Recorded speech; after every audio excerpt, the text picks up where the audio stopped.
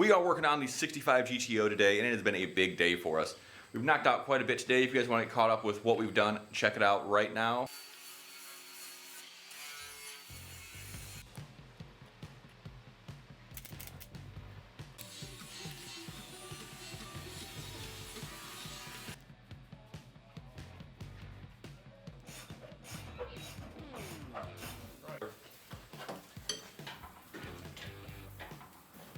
So now that you guys are caught up, the floor thing was kind of a pain in the butt.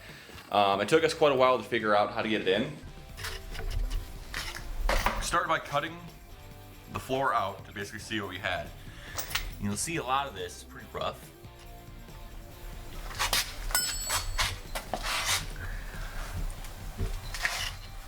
That said, the patch panel we have has inside rockers and things like that, so cutting all of this out wasn't actually that bad once we figured out the right angle on it.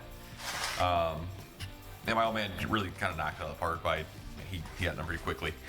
So he ran through all this, got this cut out, new pan here, sitting over here. Oh, actually, here's your floor.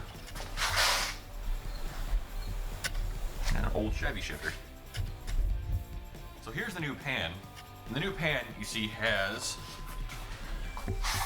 the lip for the inside of the rocker, and then the lip that goes basically right on where the outside the rocker skin kind of connects to.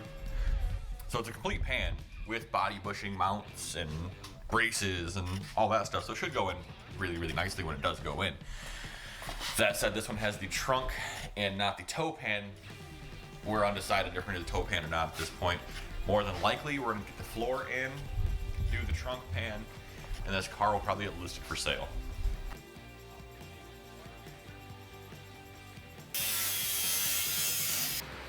Even the same thing, just cutting that lip and dropping it in. Yep, I'm gonna try to cut it right on that same line. And so I want to share with you guys kind of how we did that the easiest way possible. So I'm gonna flip you around. So basically what we did, we took the fender and the door off on the passenger side.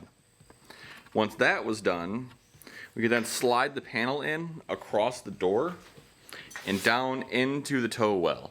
With the tow well kind of up above it, we pass the panel back up in the back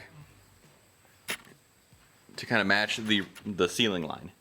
Once that was done, we could pop up the pan through the frame rails, have it sitting on top, and now we can drop the pan down and do the inner rockers.